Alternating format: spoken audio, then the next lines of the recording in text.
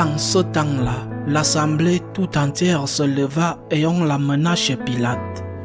On se mit alors à l'accuser. « Nous avons trouvé cet homme en train de semer le trouble dans notre nation. Il empêche de payer l'impôt à l'empereur et il dit qu'il est le Christ, le roi. » Pilate l'interrogea. « Es-tu le roi des Juifs ?» Jésus répondit. « C'est toi-même qui le dis. » Pilate s'adressa aux grands prêtres et aux foules. « Je ne trouve chez cet homme aucun motif de condamnation, mais ils insistaient avec force. Il soulève le peuple en enseignant dans toute la Judée. Après avoir commencé en Galilée, il est venu jusqu'ici. » À ces mots, Pilate demanda si l'homme était galiléen. Apprenant qu'il relevait de l'autorité d'Hérode, il le renvoya devant ce dernier qui se trouvait lui aussi à Jérusalem en ces jours-là. À la vue de Jésus, Hérode éprouva une joie extrême. En effet, depuis longtemps, il désirait le voir à cause de ce qu'il entendait dire de lui, et il espérait lui avoir fait un miracle. Il lui posa bon nombre de questions, mais Jésus ne lui répondit rien. Les grands prêtres et les scribes étaient là, et ils l'accusaient avec véhémence. Hérode, ainsi que ses soldats, le traita avec mépris et se moqua de lui. Il le revêtit d'un manteau de couleur éclatante et le renvoya à Pilate. Ce jour-là, Hérode et Pilate devinrent des amis, alors qu'auparavant, il y avait de l'hostilité entre eux. Alors Pilate convoqua les grands prêtres, les chefs et le peuple. Il leur dit: « Vous m'avez amené cet homme en l'accusant d'introduire la subversion dans le peuple. Or, j'ai moi-même instruit l'affaire devant vous, et parmi les faits dont vous l'accusez, je n'ai trouvé chez cet homme aucun motif de condamnation. D'ailleurs, Hérode non plus, puisqu'il nous l'a envoyé. En somme, cet homme n'a rien fait qui mérite la mort. Je vais donc le relâcher après lui avoir fait donner une correction. » Ils se mirent à crier tous ensemble: « Mort à cet homme! Relâche-nous Barabbas !» Ce Barabbas avait été jeté en prison pour une émeute survenue dans la ville et pour meurtre. Pilate, dans son désir de relâcher Jésus, leur agressa de nouveau la parole, mais ils vociféraient: « Crucifie-le, crucifie-le !» Pour la troisième fois, il leur dit: « Quel mal a donc fait cet homme? Je n'ai trouvé en lui aucun motif de condamnation à mort. Je vais donc le relâcher après lui avoir fait donner une correction. » Mais ils insistaient à grands cris, réclamant qu'il soit crucifié, et leurs cris s'amplifiaient. Alors Pilate décida de satisfaire leur requête. Il relâcha celui qu'il réclamait, le prisonnier condamné pour émeute et pour meurtre, et il livra Jésus à leur bon plaisir. Comme ils l'amenaient, ils prirent un certain Simon de Cyrène, qui revenait des champs, et ils le chargèrent de la croix pour qu'il la porte derrière Jésus. Le peuple en grande foule le suivait, ainsi que des femmes qui se frappaient la poitrine et se lamentaient sur Jésus. Il se retourna et leur dit: « Filles de Jérusalem, ne pleurez pas sur moi, pleurez plutôt sur vous-mêmes et sur vos enfants. Voici venir des jours où l'on dira: heureuses les femmes stériles, celles qui n'ont pas enfanté, celles qui n'ont pas allaité. Alors on dira aux montagnes: tombez sur nous, et aux collines: cachez-nous. Car si l'on traite ainsi l'arbre vert, que deviendra l'arbre sec? » Ils amenaient aussi avec Jésus 2 autres, des malfaiteurs, pour les exécuter. Lorsqu'ils furent arrivés au lieu dit le crâne, au calvaire, là ils crucifièrent Jésus avec les 2 malfaiteurs, l'un à la droite et l'autre à la gauche. Jésus disait: « Père, pardonne-leur, ils ne savent pas ce qu'ils font. » Puis ils partagèrent ses vêtements et les tirèrent au sort. Le peuple restait là à observer. Les chefs tournaient Jésus en dérision et disaient: il en a sauvé d'autres, qu'il se sauve lui-même, s'il est le Messie de Dieu, l'élu. Les soldats aussi se moquaient de lui, s'approchant, ils lui présentaient de la boisson vinaigrée en disant « Si tu es le roi des Juifs, sauve-toi toi-même ». Il y avait aussi une inscription au-dessus de lui, celui-ci est le roi des Juifs. L'un des malfaiteurs suspendus en croix l'injuriait. « N'es-tu pas le Christ? Sauve-toi toi-même et nous aussi. » Mais l'autre lui fit de vifs reproches. « Tu ne crains donc pas Dieu, tu es pourtant un condamné toi aussi. » Et puis, pour nous c'est juste, après ce que nous avons fait.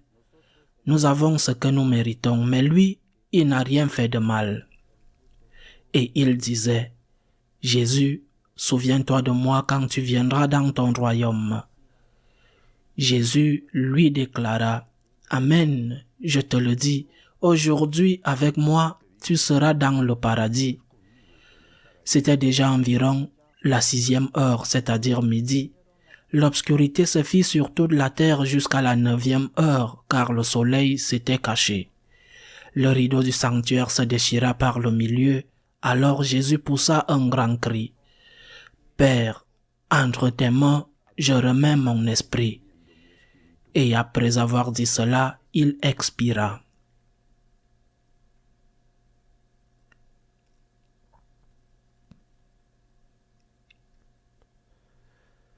À la vue de ce qui s'était passé, le centurion rendit gloire à Dieu.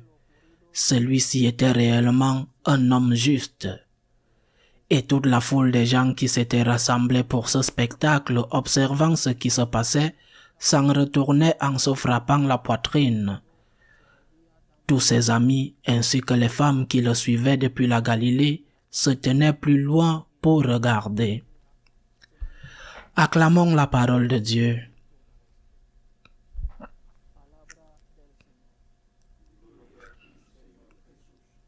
Le dimanche de Rameaux est un jour où l'on grâce à Dieu, où l'on rend gloire à Dieu, comme l'ont fait les personnes de toutes sortes qui l'ont applaudi lorsqu'il est entré à Jérusalem, bien qu'il soit rapidement passé de « Hosanna au fils de David » à « Crucifie-le ».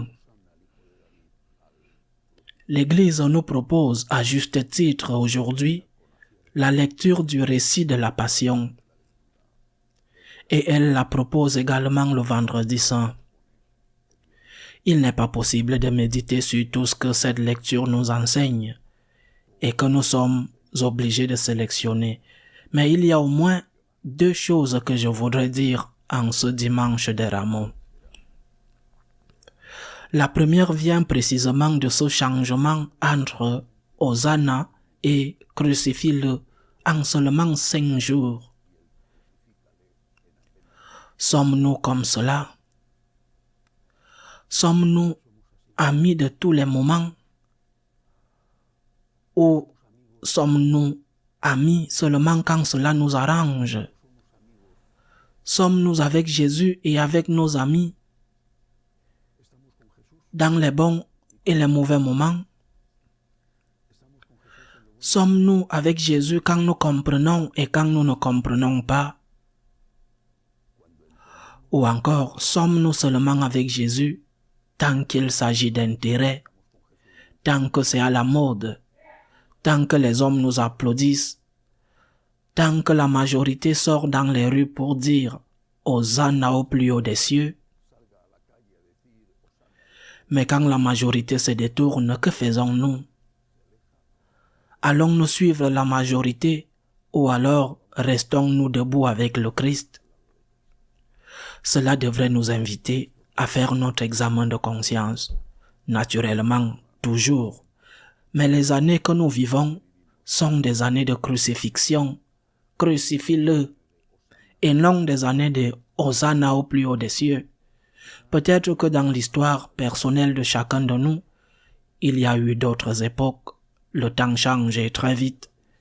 Mais ce que nous devons nous demander et dire à Jésus, nous devons nous demander, suis-je un ami de tous les temps? Et nous devons dire à Jésus, je suis avec toi pour le meilleur et pour le pire. La deuxième réflexion porte sur le fond de ce qui se passe dans ce drame, dans cette tragédie qui s'est bien terminée, mais c'est le jour de Pâques qu'elle s'est bien terminée. Jésus va donner sa vie pour notre salut. Il le sait, il l'a annoncé, il l'a dit à ses apôtres. Il est conscient de ce qu'il va faire et il veut le faire. Mais quand l'heure arrive, étant Dieu, il est aussi homme et il a peur, très peur. Il ne serait pas un vrai homme s'il n'avait pas eu peur du supplice qui l'attendait. Il a peur. Il demande de l'aide. Il demande de l'aide à ses amis, à ses disciples au jardin des Oliviers. Il demande aussi de l'aide à son Père. Père, s'il est possible que cette coupe passe loin de moi. Il demande de l'aide. C'est un homme, un vrai homme. Il demande de l'aide. À la fin, dans le jardin et sur la croix, il dit au Père, que ta volonté soit faite. Entre tes mains, je remets mon esprit, que ta volonté soit faite. Mais ceux qui auraient dû l'aider, les apôtres, ne l'ont pas fait. Ils se sont endormis. C'est vrai qu'il était trop tard. Eh bien, c'était sûrement excusable. Mais à ce moment-là, Jésus avait besoin d'eux, bien éveillés. Et c'est quelque chose qui peut aussi nous arriver. Que lorsque le Seigneur a besoin de nous, non pas parce que nous lui avons tourné le dos, mais parce que nous sommes occupés, distraits. Nous ne l'avons pas renié, mais nous ne sommes pas attentifs à lui. Nous ne sommes pas à ses côtés quand il a besoin de nous. Et il y a une manière spéciale d'être à ses côtés quand il a besoin de nous. Cette manière est celle que le Christ lui-même a employée avec le Père. Accepter sa volonté. Accepter de ne pas comprendre.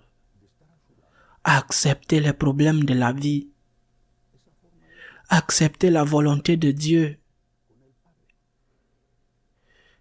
Accepter cette volonté n'a pas beaucoup de mérite lorsque les choses vont bien. Je ne pense pas que quelqu'un fasse une crise de foi s'il gagne à la loterie, ou qu'il se dise « Pourquoi cela m'arrive-t-il? Regardez, j'ai gagné à la loterie. » Eh bien non.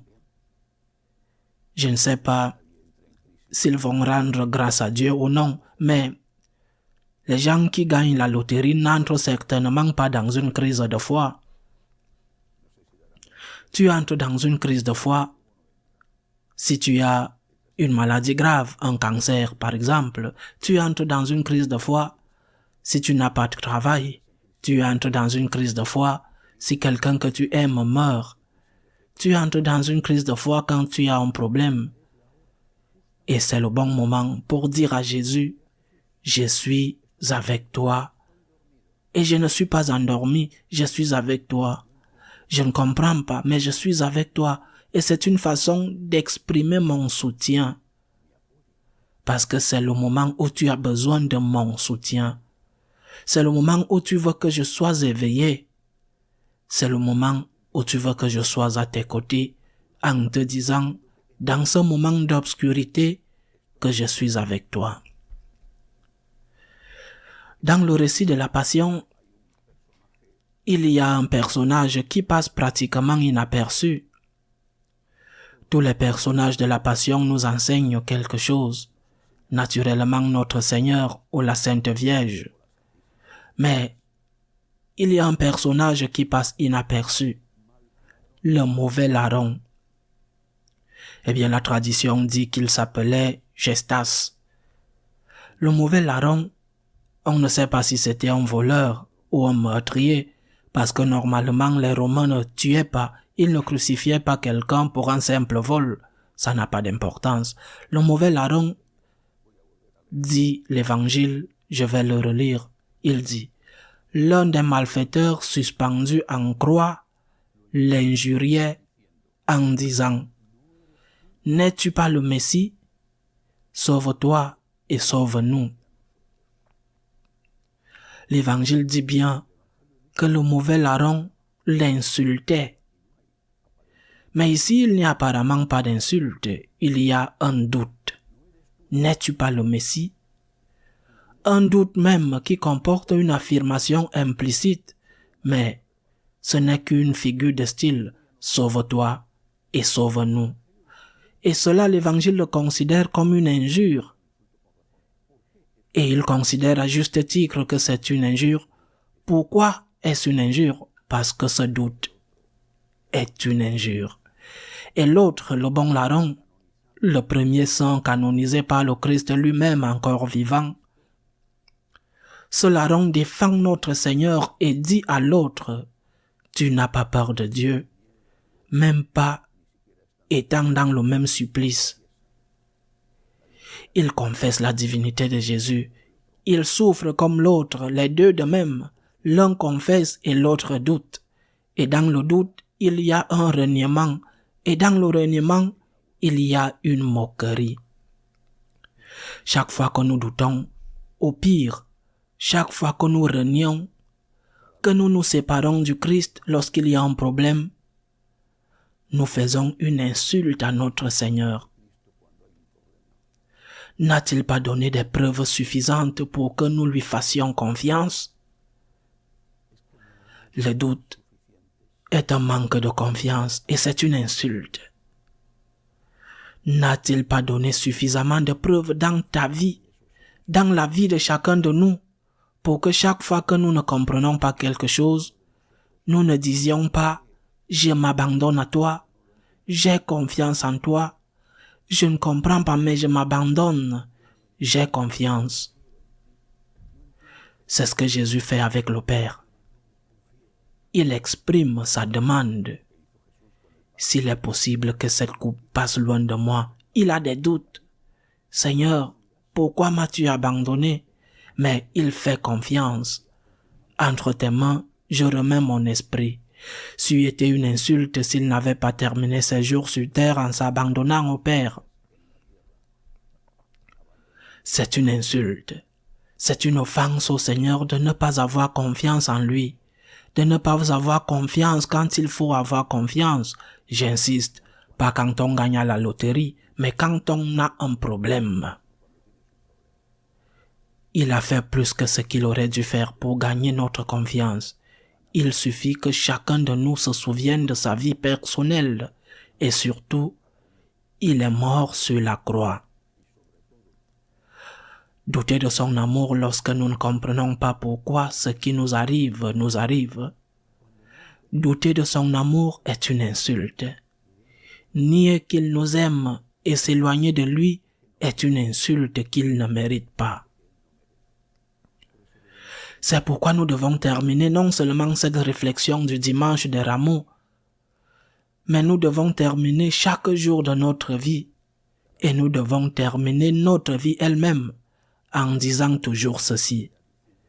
Entre tes mains, je remets mon esprit. Moi, Seigneur, j'ai confiance en toi. Loué soit Jésus-Christ.